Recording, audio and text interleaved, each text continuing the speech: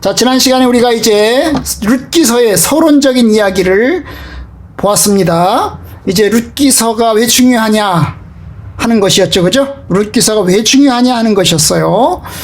룻기서가 왜 중요하다고 그랬죠? 다윗의 족보가 나온다고 그랬어요. 그죠? 룻기서 4장에 보면 다윗의 족보가 나와요. 그래서 이제 이게 중요한 겁니다. 다윗의 왕통, 다윗의 왕통이 이어지는 그 이야기를 이제 그리고 있기 때문에 이게 중요한 거예요. 굉장히 중요한 사실입니다. 다윗의 왕가, 이스라엘 백성, 이스라엘을 통일왕국으로 만들고, 그리고 이제 나라를 안정시키고 부강하게 한 그 다윗, 바로 그것 때문에 이 룻기서가 굉장히 중요합니다. 유대교 입장에서 이 룻기서는 그래서 중요합니다. 그런데 우리 개신교, 우리 기독교, 예수 그리스도를 믿는 우리들의 입장에서도 룻기서가 중요해요. 왜요? 예수님이 누구십니까? 바로 다윗의 후손으로, 그죠? 육신적으로는 다윗의 후손으로 태어나셨기 때문에, 마리아가 누구죠? 다윗의 이제 조상이었죠. 그죠? 그렇기 때문에 마리아를 통해서 났기 때문에 이 다윗의 후손이라는 점에서 중요한 것입니다. 그런데 룻기는 이제 사사기서를 배경으로 하고 있어요. 사사기서는 우리가 들은 대로 좀 안 좋아요. 그죠? 안 좋아요. 영적으로 이스라엘 백성들이 우상숭배하고, 그래서 하나님께 징계를 받아서 이방에 침략을 당하고, 그리고 사사들이 일어나서 구원하기도 하지만 그 사사들은 온전하게 하나님의 뜻에 합당한 그런 영적인 지도자들이 못 됐어요. 그죠? 그런 상황에서 이제 뭡니까? 사사기서의 백성들은 자기 멋대로 살아가면서 하나님의 뜻을 따르지 않고 도덕적으로 또 부패하고 또 타락해가는 모습을 보았던 것입니다. 그런 상황 속에서 이제 사사기서는 굉장히 어둡고 암울한데, 반면 룻기서는 어떻다고 그랬죠? 우리가 보면 보겠지만 굉장히 경건합니다. 굉장히 경건해요. 주인공이 3명이잖아요. 주인공이 3명. 근데 이제 뭡니까? 나오미하고, 그 다음에 이제 보아스하고 룻인데요. 여러분, 이 보아스가 굉장히 경건한 사람이에요. 경건한 사람인 것을 우리가 볼 수 있어요. 룻도 역시 경건하죠. 그죠? 룻도 역시 하나님을 신뢰하고 하나님의 뜻 가운데서 살아가는 아주 경건한 사람인 것을 우리가 볼 수 있게 됩니다. 나오미는 어떨까요? 여러분, 나오미도 역시 여러분 하나님을 신뢰하고 하나님을 의지해서 나가는 그런 믿음의 사람입니다. 그런 면에서 여러분, 이 룻기서는 사사기서에 나오는 사람들과 달리 대단히 경건하고 하나님 중심적인 그런 모습이 나타나 있는 것을 보게 됩니다. 자, 오늘부터 이제 우리가 사사기서의 이제 그 시작을 이제 보겠는데요. 자세히 살펴보겠는데요. 오늘은 이제 사사기서를 중심으로 해서 이야기가 진행되는 중에 룻기가 시작되는 배경 이야기를 그리고 있어요. 여기서 본격적인 이제 사건의 전개는 일어나지 않고, 전개가 일어나지 않고 아주 배경적인 이야기를 이제 합니다. 그게 뭐예요? 이 나오미의 가족들이 이제 모압으로 이사를 가서 거기서 이제 가족들이 이제 죽임을 당하고 죽고 그 다음에 이제 새로운 며느리를 이제 드리는 그런 이야기가 오늘 말씀 가운데 들어 있습니다. 정확하게 이때가 언제인지는 몰라요. 1장 1절에 오면 사사들이 치리하던 때라고 그랬어요. 그죠? 사사들이 치리하던 사사기서를 배경으로 하고 있는 거예요. 그런데 사사기서를 배경으로 하지만 언제 이야기가 나오는지 몰라요. 언제 나오는지 몰라요. 그런데 그 다음에 뭐가 나오죠? 그 땅에 흉년이 들었다고 그랬어요. 흉년이 들었어요. 비가 안 오는 거죠. 비가 안 와서 가뭄이 들어서 농사가 안 되고 굉장히 사람들이 어려움을 당하던 그런 시절입니다.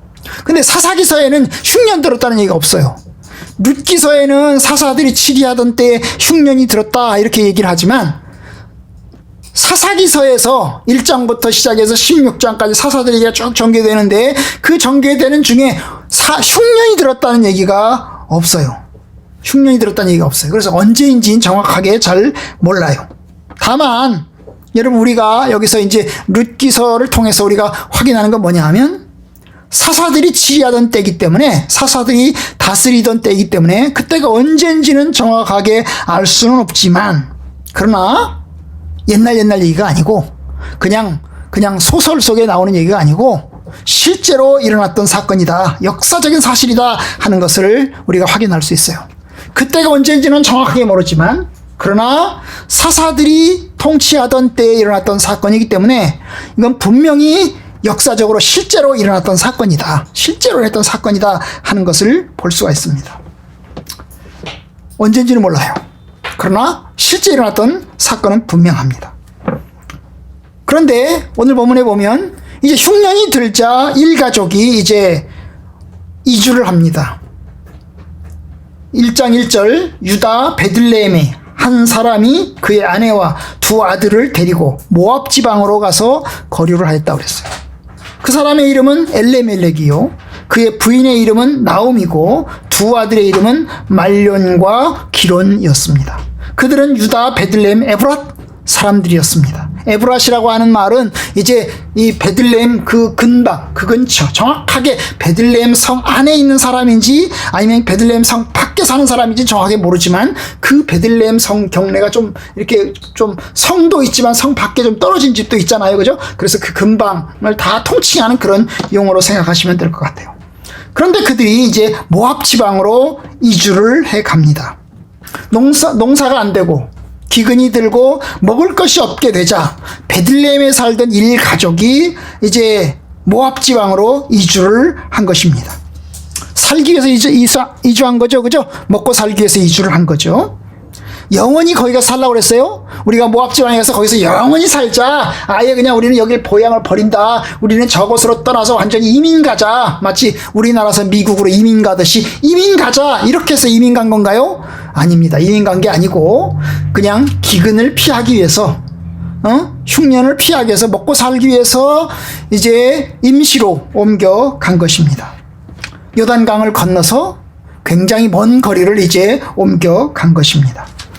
그런데 옮겨갔는데 거기서 무슨 일이 생겼습니까? 3절에 보니까 이제 나오미의 남편 엘리멜렉이 죽었습니다. 남편이 죽었어요. 남편이 죽었습니다. 뭐 얼마나 되는지 몰라요. 모압 지방으로 옮겨가서 얼마만큼의 시간이 흐른지는 알 수 없어요. 그런데 옮겨가서 그 남편이 죽었어요. 남편이 죽었습니다. 남은 사람 몇 명이죠? 3사람 남았죠? 4명이 갔는데 이제 남편이 죽었고 이제 부인하고 아들 2명이 살았습니다. 이제 3명이 살았던 거죠. 그러면 3명이 살았으면 이제 어떻게 해야 될까요? 그냥 계속해서 여기서 살아야 될까? 아니면 이제 남편이 죽었으니까 우리 아버지가 죽었으니까 다시 고향으로 돌아갈까? 이렇게 결정할 수 있겠죠. 그죠? 결정할 수 있겠죠. 그런데 그들은 이제 거기서 계속 눌러 살기로 결정을 합니다. 그리고 뭘 하죠? 4절. 이제 그들은 모압 여자 중에서 그들의 부인, 아내를 맞아들였습니다. 결국 결혼한 거죠. 나오미가 계속해서 이 모압에 눌러 살자. 그리고는 뭐대요? 아들 2명을 장가를 드린 거예요. 그 아들들이 몇 살 때 장가 들었는지 몰라요. 그죠? 쌍둥이인지 아니면 뭐 1년, 2년 차이가 되는 연년생인지는 알 수 없지만 그러나 큰 아들, 둘째 아들 연속해서 다 장가를 보냈습니다. 결혼한 거죠. 여러분, 결혼한 여자들이 다 어디 여자들입니까? 다 모압 지방의 여자들입니다. 이방 사람들의 여자들인 거죠. 이방 사람들의 여자들인 것입니다. 그렇게 해서 이제 장가를 드렸어요. 나오미는 이 결혼에 대해서 내가 우리 아들을 이방 여자와 결혼시킨다. 그러니 결혼시키지 말자. 뭐 이런 고민도 하지 않았어요. 그죠? 고민도 하지 않았어요. 그냥 당연히 결혼을 시켰어요. 당연히. 왜냐하면 우리 생각에는 과연 여기서 우리가 우리 애들을 여기 여자들하고 결혼시켜야 될까 이런 고민도 할 만한데 그런 고민도 했는지 안 했는지 알 수 없지만 어쨌든 간 결혼을 시켰어요. 왜냐하면 결국 이곳에서 눌러 살기로 결정을 했단 말이죠. 그죠? 계속해서 더 살아야 되겠다. 근데 더 살려고 하니까 우리가 이제 아들들을 결혼을 시켜야 되겠다. 이렇게 해서 결혼을 하게 되었습니다. 왜 결혼했는데요? 그 다음에 또 봅시다. 그래서 결혼했는데 한 사람 며느리 이름은 오르바이고 한 사람의 이름은 룻이었다고 그랬어요. 어느 쪽이 큰 며느리일까요? 어느 쪽이 큰 며느리예요? 먼저 나오는 사람, 나중에 나오는 사람? 룻이 큰 며느리입니다. 4장에 보면 이제 이 룻이 누구의 부인으로 되어 있느냐면 말론의 부인으로 되어 있어요. 말론의 부인. 그럼 기련의 부인은 오르바입니다. 이게 이제 순서가 바뀌었어요. 그러니까 원래는 정상적으로 치면 룻이 먼저 나오고 오르바가 나중에 나와야 되는데 여기는 이제 오르바가 먼저 나오고 룻이 나중에 나왔어요. 그 이유는 이제 히브리 사람들의 특징이에요. 히브리 사람들이 이제 글을 써가는 특징 가운데 하나가 이제 키 구조라고 되어 있는데 이렇게 돼 있거든. 이렇게. 그러니까 맨 먼저 1번과 4번을 짝을 찍고 2번과 3번을 짝을 찍는 그런 방식이에요. 이게 이제 시편이라든지 잠언에 가면 그런 형식이 많이 나오는데 바로 이런 형태의 이제 글들을 이제 쓰는 거죠. 그러니까 어쨌든 간에 룻은 큰 며느리이고 오르바가 두 번째 며느리인데요. 어쨌든 그들이 결혼을 했습니다. 그런데 4절에 보니까 그들이 거기서 거주한 지 10년쯤에 여기에서 거주한 지 10년이라는 말은 결혼하고 난 다음에 10년인지 아니면 이주해 와서 10년인지는 정확하게 알 수는 없어요. 예. 그런데 10년쯤 되는 때에 누가 죽었죠? 결국 나오미의 두 아들 말론과 기론이 다 죽었습니다. 결혼했으면 원래 자식을 낳아야 됩니다. 그죠? 결혼했으면 오르바와 룻과 결혼했으면 자식을 다 낳아야 됩니다. 그런데 자식을 못 낳았어요. 10년쯤 되는데. 그러니까 결혼하고 나서 10년이라면 10년 동안 자식을 못 낳았으니 굉장한 거죠. 그죠? 원래는 정상적으로 하면 결혼하면 자식을 다 낳아야 되거든요. 그런데 자식을 못 낳고 결국 이제 두 아들 다 죽은 것입니다. 참 불행하죠. 그래도 자식이라도 있으면 후사라도 낳아놓고 죽었으면 그나마 위안이 되고 위로가 될 텐데 결국 어떻게 합니까? 자식도 못 낳은 상태에서 이제 죽은 것입니다. 결국 이제 나오미는 여기서 있는 동안에 이 모압으로 이주해 가서 있는 동안에 결국 남편 죽고 그 다음에 두 아들 죽고 이제 며느리 2명만 여자들 3명만 이제 남게 되었던 것입니다. 이제 오늘 이 말씀 여기까지가 오늘 우리가 보았던 거죠. 결국 이제 그렇게 하고 나니까 그 여인은 나오미를 얘기합니다. 그 여인은 두 아들과 남편의 뒤에 남았더라. 결국 남편 보내고 두 아들 보내고 결국 혼자 남았다는 얘기죠. 혼자 남았다는 거죠. 사실 혼자 남은 건 아니죠. 누가 있죠? 나오미와 룻과 오르바 며느리 2명이 같이 남아 있는 편인데 오늘 본문에 의하면 이제 뭐예요? 그 여인이 혼자 남은 것처럼, 그죠? 혼자 남은 것처럼 이제 표현을 하고 있어요. 왜 그렇게 표현했는지는 정확히 알 수 없어요. 그러나 어쨌든 오늘 말씀에 보면 혼자 남은 것처럼 표현하고 있어요. 왜냐? 결국 이제 고통당하는 사람이 누구냐 하면 나오미다 하는 것을 보여주는 거죠. 나오미다 하는 걸 보여주는 것입니다. 왜냐하면 남편을 잃었고 두 아들 잃었기 때문에 굉장한 거죠. 결국 오르바나 룻의 입장에서는 남편을 잃은 거지만, 그죠? 남편만 잃은 거지만 결국 뭡니까? 이 나오미 입장에서는 멀리 베들레헴에서부터 모압에 이주해 왔는데 거기서 남편 잃었죠. 두 아들 잃었기 때문에 다 잃은 것과 마찬가지입니다. 결국 과부로서 그리고 이제 그야말로 자식까지 다 잃은 그런 슬픔의 여인이 되고 말았습니다. 이제 오늘 우리가 본 것이 바로 여기까지입니다. 자, 오늘 말씀에서 우리 뭘 배울까요? 여러분, 나오미의 가족이 베들레헴을 떠나서 모압으로 이주를 해서 거기서 남편이 죽었고 그런데 이제 남은 두 아들 결혼시켰습니다.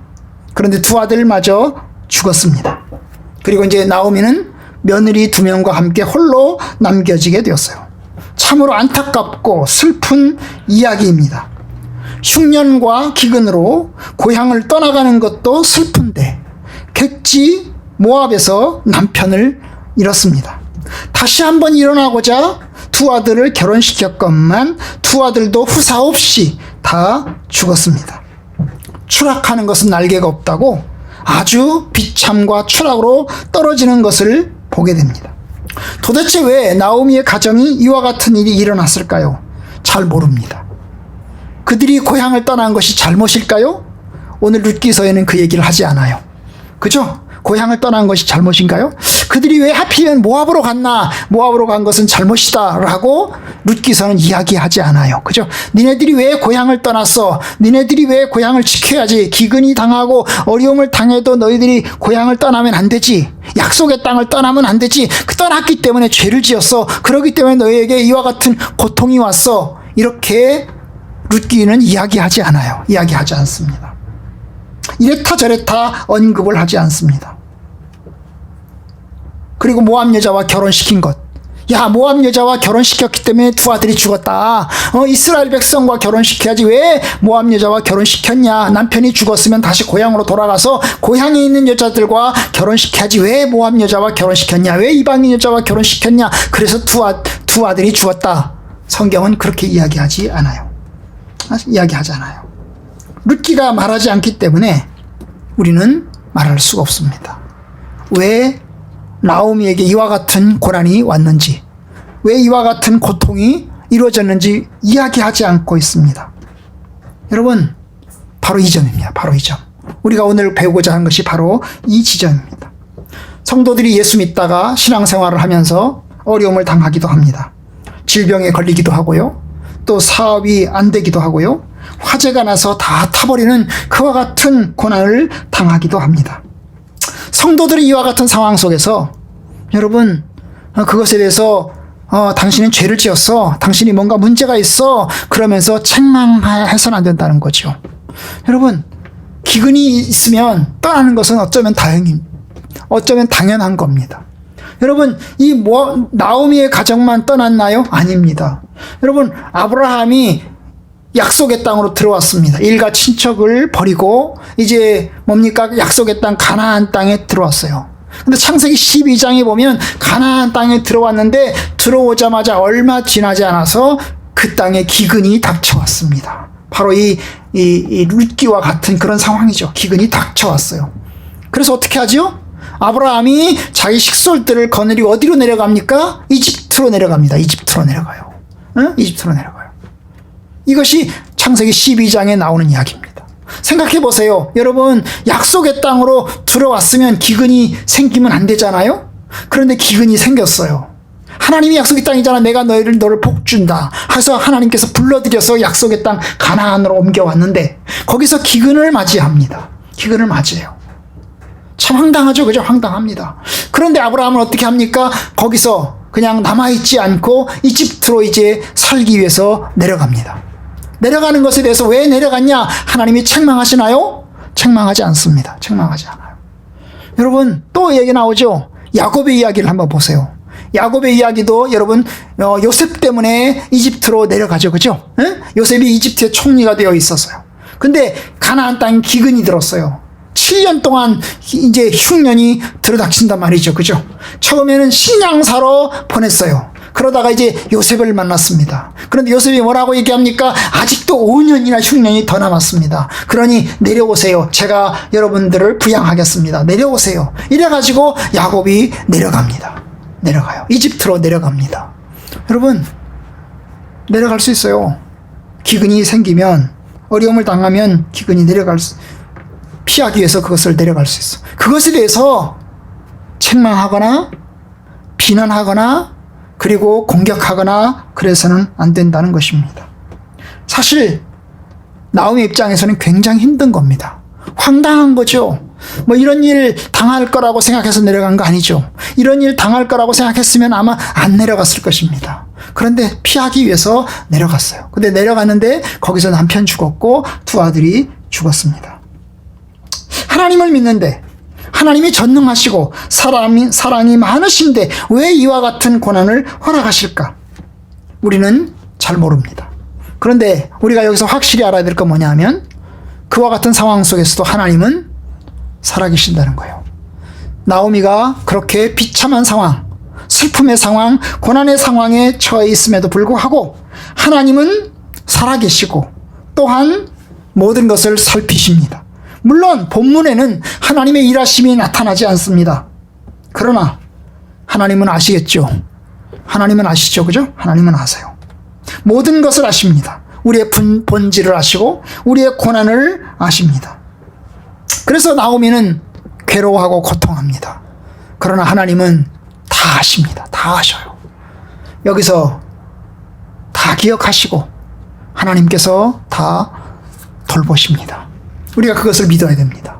우리가 고난당하고 어려움을 당할 때 우리가 다 납득하지 못하고 이해하지 못하지만 하나님께서 우리 상황을 아신다. 그래서 하나님 앞에 엎드리고 또 하나님 앞에 부르짖으며 포기해서는 안 되는 것입니다. 두 번째 우리가 알 수 있는 사실이 뭐냐 하면 아까 말씀드렸지만 여러분 우리 주변에 그와 같은 성도가 있다면 그 성도를 향해서 왜 이러니 저러니 잣대를 갖다 대면서 그것에 대해서 책망하고 또 징계하고 그러면서 회개하라 뭐 이런 얘기 할 필요가 없다는 이야기입니다. 어떻게 해야 되죠? 그냥 받아줘야 됩니다. 받아줘야 돼요. 나오미가 고향으로 돌아왔어요. 우리가 이제 다음번에 보겠지만 나오미가 고향으로 돌아왔습니다. 고향으로 돌아왔을 때 고향 사람들이 어떻게 받아주죠? 고향 사람들이 어떻게 받아줘요? 여러분 고향 사람들이 그 나오미를 환영합니다. 그죠? 환영합니다. 환영합니다. 사람들이 19절 이에 두 사람이 베들레헴까지 갔더라. 베들레헴 이를 때 온 성읍이 그로 말미암아 떠들며 이르기를 이가 나오미냐 하는지라. 그래서 환영하고 받아줍니다. 환영하고 받아줘요. 여러분 그와 같은 모습이어야 되는 거죠. 고난당하는 형제들, 고난당하는 성도들을 향해서 여러분 받아줘야 되는 겁니다. 비난하고 왜 그랬니? 저랬니? 그러면서 책망하고 공격할 것이 아니고 위로하고 또 포용하고 받아주고 기도해 줘야 되는 것입니다. 욥의 고난과 비슷한 거죠. 여러분 욥이 어느 날 갑자기 쫄딱 망했습니다. 큰 어려움을 당했습니다.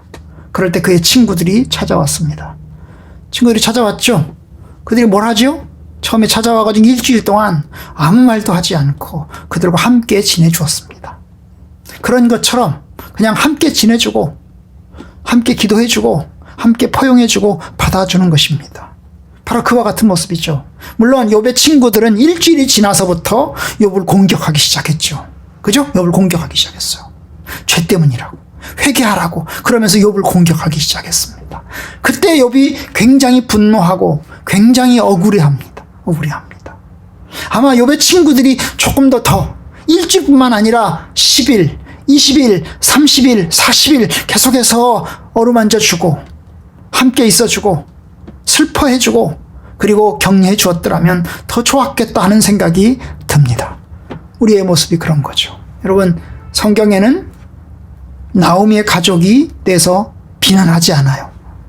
오늘 보면 죄 때문에 그랬다. 그들에 대해서 책망하지 않아요. 왜 떠났니? 왜 모압 사람과 결혼했니? 그러면서 책망하지 않아요. 그냥 있는 대로 그대로 그려주고 있습니다. 여러분 우리의 위로가 다른 성도들에게 얼마나 큰 도움이 될 수 있을지 잘 모르겠어요. 그러나 우리가 할 수 있는 건 뭡니까? 우리가 할 수 있는 것은 포용하고 어려움을 당하는 이들을 보면 묵묵하게 기도해주고 위로해주고 격려해주는 것입니다. 우리 성학교 성도들이 그러한 모습으로 다른 이들을 포용해주기를 바랍니다. 그럴 때 여러분 우리의 사랑함이 우리의 포용함이 우리의 기도함이 그들이 힘을 내어서 승리케 할 줄로 믿습니다. 하나님께서 저와 여러분 가운데 함께 하시기를 주님의 이름으로 간절히 축원합니다.